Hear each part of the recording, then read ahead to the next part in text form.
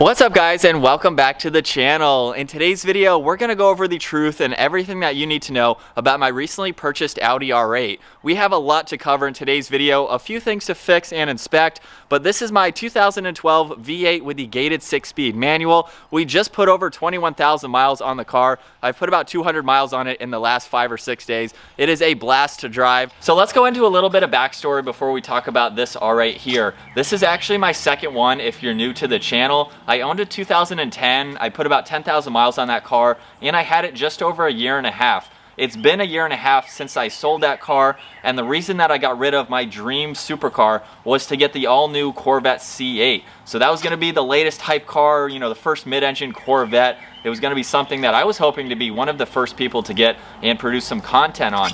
Now, if I had kept my order, I still probably would not have that car, and that would have been about a year and a half delay from when I purchased that car or put my deposit down on that car.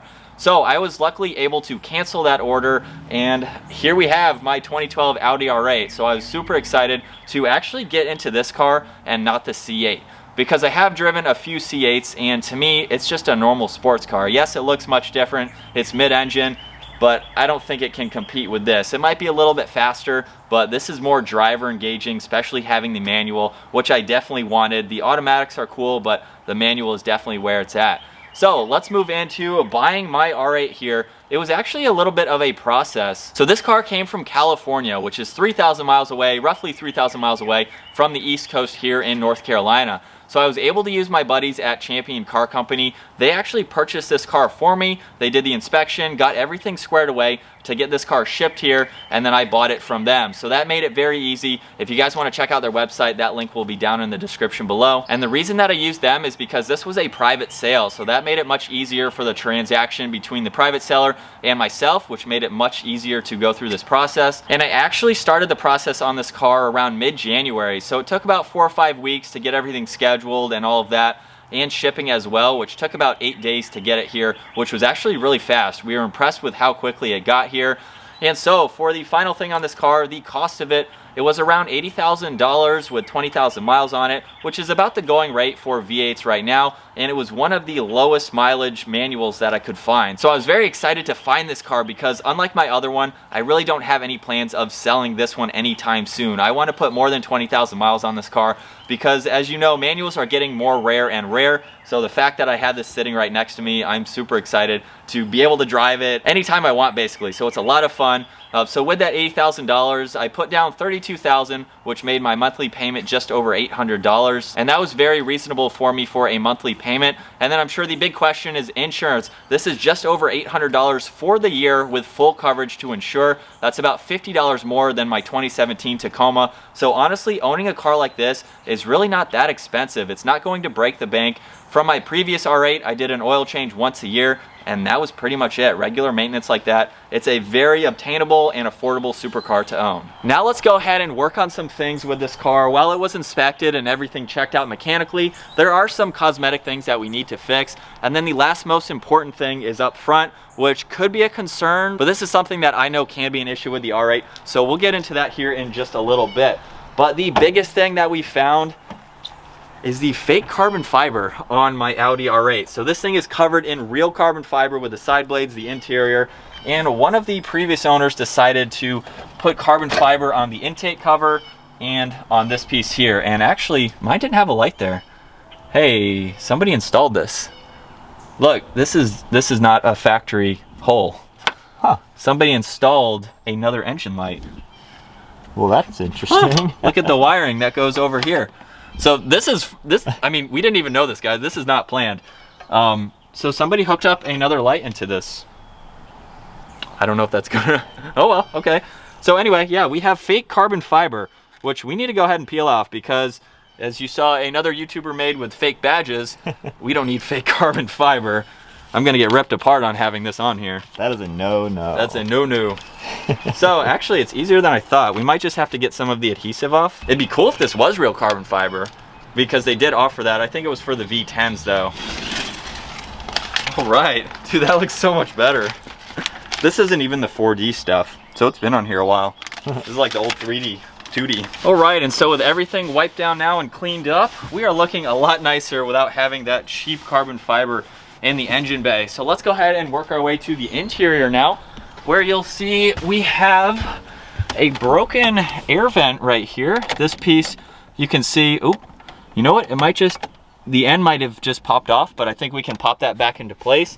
And then the other thing that we noticed is up underneath the center armrest here, one of the auxiliary ports has been removed, but there's also change under there. So we're gonna try to figure out how to pop this off and see what else is hiding up underneath. Just went ahead and popped this side out, and it looks like it's actually not broken.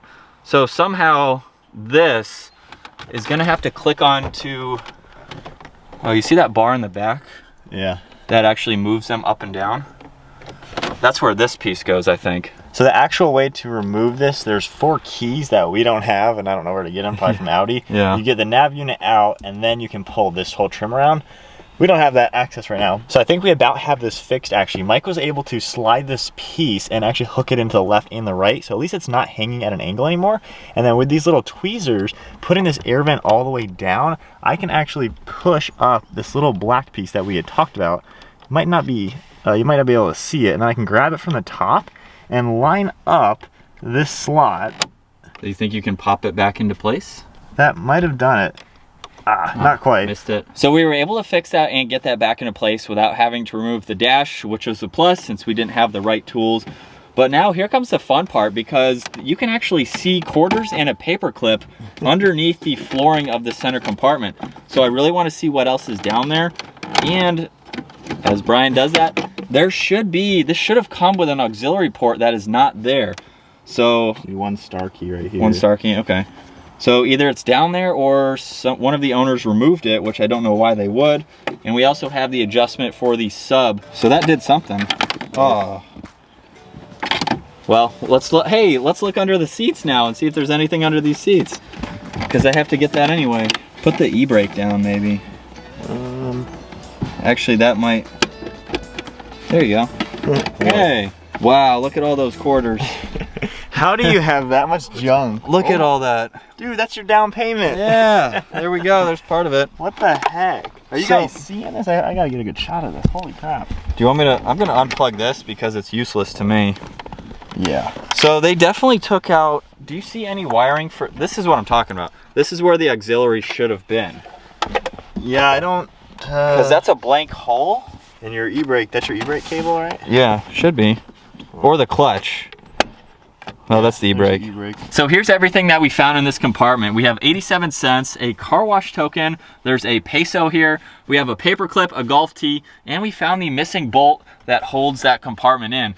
But what we also noticed too is that I think this car is missing speakers on the back side here. We have an aftermarket sub. There's a bunch of wiring on the passenger side, but if you zoom in, I think we're missing, I think they took out 2 speakers to put in a sub, which doesn't make sense. The sub works. The sub works, yes. The control for it though doesn't. So we unplugged that and found out that the sub works. You have to manually adjust it. You can't use this remote that it came with.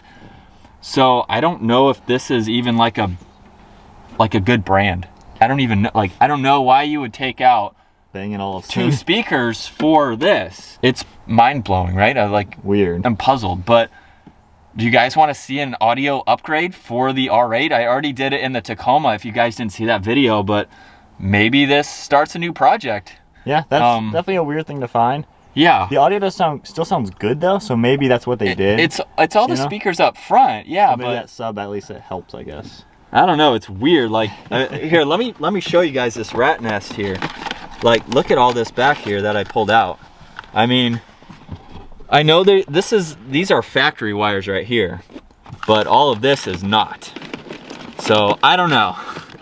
So we found a lot, but yeah, comment down below if you want to see an upgraded audio system for the R8. Time to move on to the front end now, and I'm not sure if this is different from my 2010, but you should be able to hold this button or the one on the inside and open this up. So I'm having to do it twice, and I think we can probably do an adjustment. I don't know what, like spray some oil in there or something. Something like that. Something like that. So that's not a huge issue.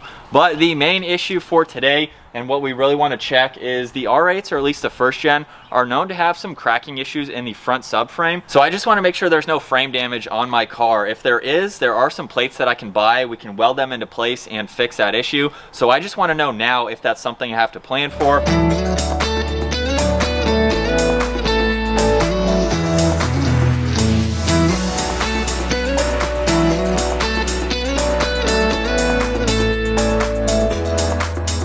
So here's all the framing of the front subframe.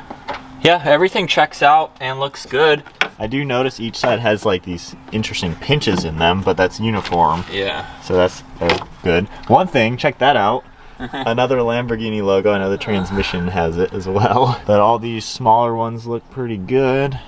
I think we're good. We're in the clear. Yeah, because we have the upper and lower. Everything looks clean there and there. And it's funny, I could tell you, what am I looking at? I have no idea. But I've done this before. Yeah. Or at least seen what I'm supposed to. And the firewall is right there, so it's not that much farther. Yeah. So there's a frame rail right there and here. It looks like we're good because everything is factory. So no frame damage. No frame damage. That is always good. We're good.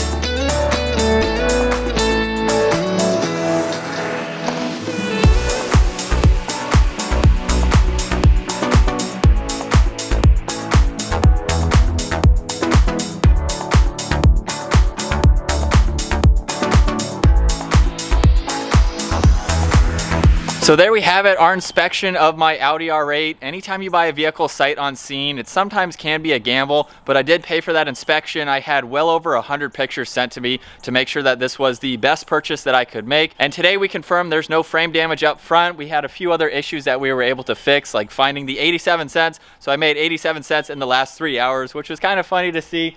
We peeled off the carbon fiber, as you saw. We found that extra screw in the back, and then the only really other issue that we may have is, are there supposed to be speakers behind the seats or not?